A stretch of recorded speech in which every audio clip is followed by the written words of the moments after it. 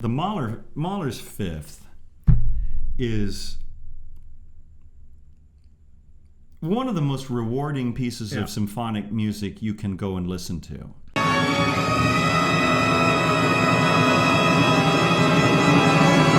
Sure. Yeah. All right. Welcome to Classical Rebellion.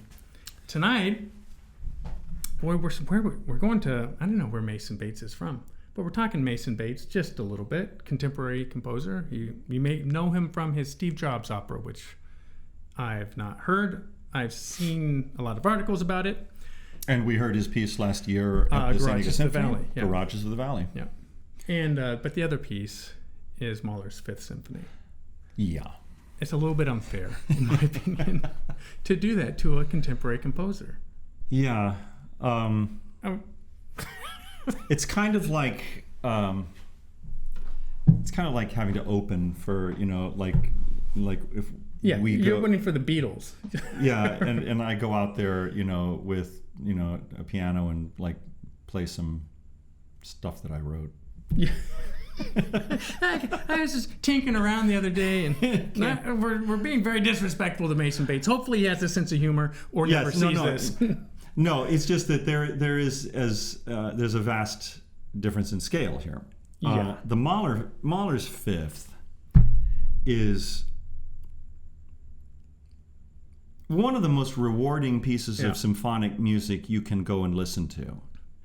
Yeah. Life affirming in every single way, brilliantly put together in its themes, its motives. It has elements of just simple lyricism, elements of sections of intense counterpoint. Yeah. I mean, Mahler was... Yes, very intense. Violent counterpoint. Oh my gosh. I mean... violent. The second movement specifically. Just, come on.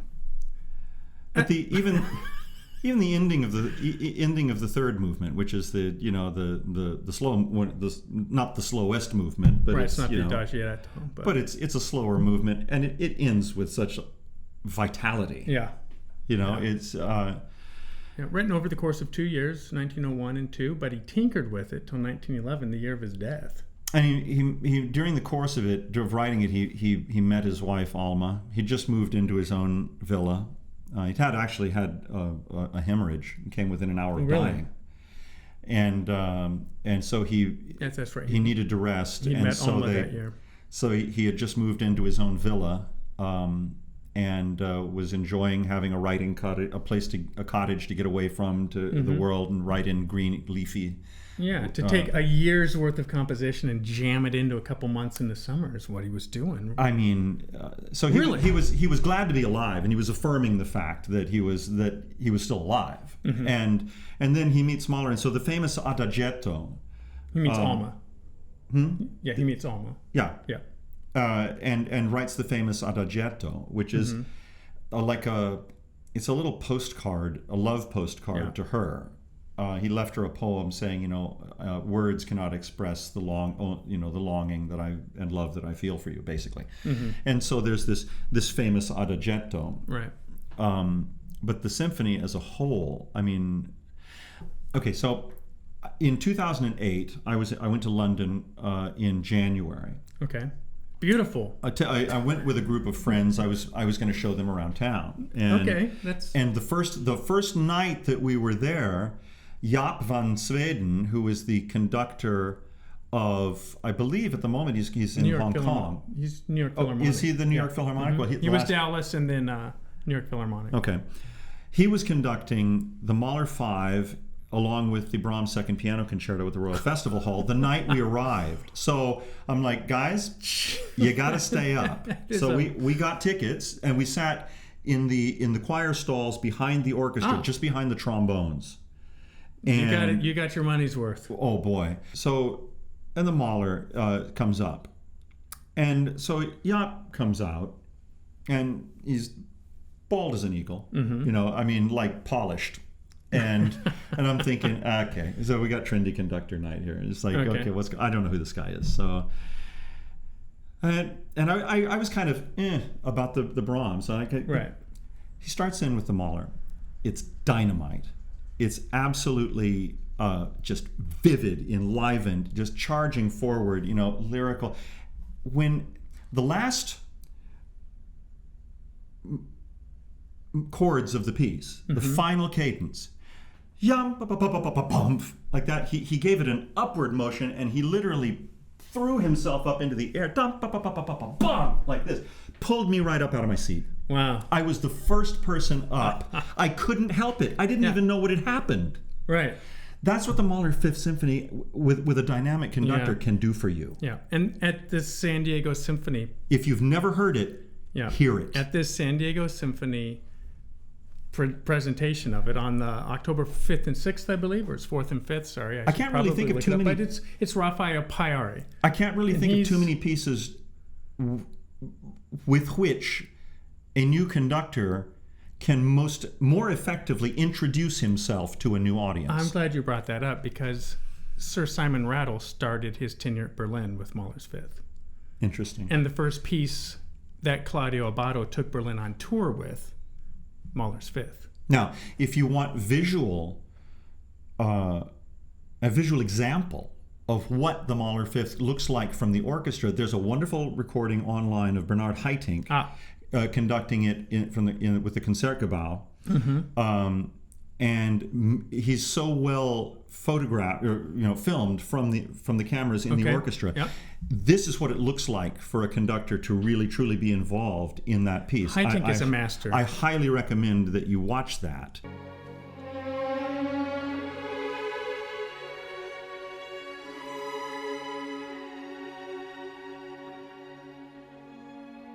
Interestingly, though, he takes, I don't know if it's in that version, but at some point he takes the Adagietto about twice as slow as Mengelberg or Mahler himself. They took it about 7 minutes, and he comes in over 13. Well, which fine. According to Mahler's tempos, it's estimated to be 10 minutes. Okay, that's the tempo marking. Mahler took, but mind you, they were trying to get it on records that were 3.5 minutes aside. That's true. So Mahler and Mengelberg, they took it faster. However, it does get it onto two sides. Haitink comes in at about 13 minutes. And it has been taken as long as 15 minutes. 9 to 11 feels like it's kind of the standard, like the middle of the road. Right. It's funny, like you get so into it, you're wondering. I'm wondering what the tempo is going to be in that. Like. Right. It's like that important a piece of music. Like I'm actually like wondering a month in advance. I wonder how fast he's going to take the Adagietto. Exactly. Yes. Well, I mean, yeah. If you look at available, if you go to YouTube and you look at Mahler 5 and you find like I've seen tempos for the whole piece, timings like an hour and 10 minutes, an hour and 12 minutes, 13, 14, 15, 16, 17, and then there's Celibidache at an hour and 33 minutes. One caveat there, though, on YouTube, sometimes they've got a good 2 minutes of walking on stage. Yeah, that's true. That's true. Yeah. That's true. Not 15 though. That's true. But I mean, he comes. That's what he does. That's what he does. I know you don't like him. I think it depends on the. I love his Bruckner. Piece I don't like his Scheherazade. I don't like his Verdi Requiem. I didn't like that. But I love his Bruckner. What were we talking about earlier with I didn't like his Bruckner 5. I just didn't like it. There's a recording of him with the Munich all Philharmonic. of them were Munich, yeah. And he's conducting sitting down. He's very elderly at the time. But I don't know. I didn't have time to listen to the whole thing yet. But from what I listened to of the first movement, it's got better cohesion than the recording of the Mahler 5, of the Bruckner 5 that I heard him do. I didn't care for it. But I think it depends on the occasion. It does. I mean, so what do you bet? What do you want to bet? What are you thinking? What do you think Payar will take? What do you think his timing will be? How adventurous he is It's a risk to go above 11 minutes, in my opinion, in a live performance. I mean, you're really stretching out the legato line. Now, if he can pull that off, it's very impressive. I think it's as much up to the conductor to act that piece. Because the conductor is a lens to the audience. You know, Absolutely. look, once a conductor's job mainly, I think, happens in rehearsal. Yes, You've just got like to, a coach. You've got to set your tempi. You've got to get everybody comfortable. You've got to find the proportions, and you've got to set the way it's going to go. I mean, no. I don't know if the audience really realizes this, but the conductor just doesn't go out onto the podium and do whatever he wants in a performance. That would be madness. Well, some of them do, but they don't. Yeah, and they get lousy results too. But you know, you've got to work within the parameters that you have rehearsed. Yes. You rehearse the way you perform. So when the conductor comes out in a concert situation, his job is to be a lens. To give the keep the orchestra within the parameters that he set, and be a lens to the audience. Right. Guide the audience. The stick is also there to guide the audience Absolutely. as much as it is to guide the orchestra. So if you can stretch that piece out to 15 minutes, you better be showing the audience where you are taking them with that. Right. Because that's a risk, man. Again, anything That's like walking a tightrope. Anything over 11 minutes risks becoming quite stale. And there's nothing worse than stale, in my opinion. No, because if the legato, if the tension breaks and you suddenly have a gap between a section you've set up here and a section you're starting over here, it's like stepping in. It's like driving over a pothole. Yeah. You know. And the players have to keep the intention through the entire thing. And the question is, can he draw that out of this orchestra? We'll find out. We're going to find out because, in my humble opinion, one of the pitfalls that I have heard past conductors of the San Diego Symphony say in the Mahler Second was that when going for the very broad, things tended to just come a little bit unhooked. Yeah, they just didn't quite hold together at the thinnest point, and that's what we're really this type of small piece. Not a huge movement. Oh no, not at all. Very delicate, but that's what it reveals about an orchestra and the conductor. It's the heart of that. It's Mahler's heart. Well, absolutely, it is. It's not just the heart of that symphony. It could be the heart of his entire output. When you think about his context, his circumstances, and why he wrote it the way he did, it's the most tender, touching thing he wrote, except maybe some of the Rupert Lieder, I guess. I remember being told by a Mahler aficionado when I was selling records about the 10th Symphony and the famous drum strokes, you know, of the on the bass drum, which were apparently inspired by Mahler knew he was dying. He knew he wouldn't live much longer. His heart was failing, and he was writing this in New York, and he and Alma saw the passing parade of a dead fireman, and I remember being told, "You don't want to listen to that alone. Oh no, that'll creep you out. You need to listen to that with someone." With someone. But so that's how intimate and personal Mahler's music can be. And this is, I mean, when you're talking about a love poem to your wife, you know, I mean, that's what that movement is. It exceeds the Siegfried Idyll, in my opinion. Really? It does. Well, it's different. It's a different energy. It's much more tender. Energy, it's much more intimate. Oh yes. I mean, one of the other things that I'd say about the Mahler Fifth, I mean, I think you'll probably agree with this. There's so much of Richard Strauss in it, of the Strauss. Don't tell Mahler that. No, maybe not. But I mean, I hear harmonies and well, sometimes horn work, but just turns of phrase in 3/4 time. I keep expecting it to burst into Rosenkavalier. You know, I mean... You know what I think? I'm just realizing right now what I most appreciate about Mahler's Fifth is he doesn't do that frantic woodwind thing that he does in the earlier symphonies, where the woodwinds just sound like they're like... Yeah. It works in the Fifth for me. Some of the others... They've got plenty to do. Yeah. But in the fourth movement, man, I mean... when They're working. They're working. Yeah. But they're working in the context of... It doesn't come... There's certain passages in the second and third I'm just like, enough with the anxious woodwind thing. Like, right. I don't know if it's trying to be like shimmery and the wind in the trees, but it drives me crazy.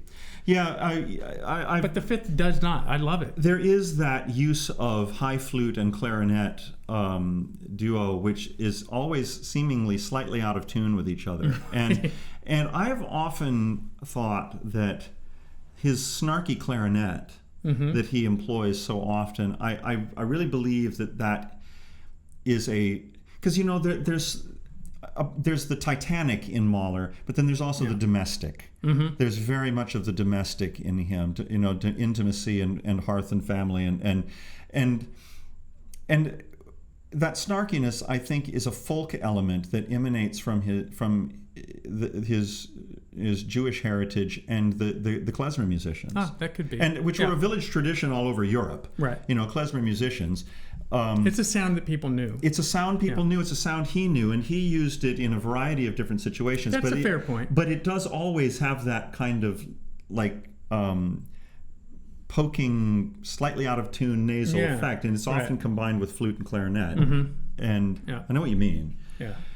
But the fifth movement, the final movement of the Mahler 5. If you've never experienced it, you're in for a treat. Don't miss it.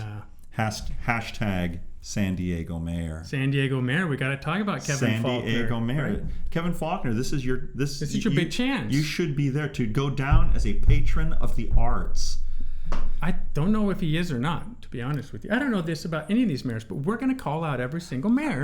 I don't care. And every city that we review. I don't care if he is personally, but what he does in his official capacity could be extremely helpful to as a sign of cultural leadership. Right. So if Mayor Faulkner is at the concert, take a picture with him. Absolutely.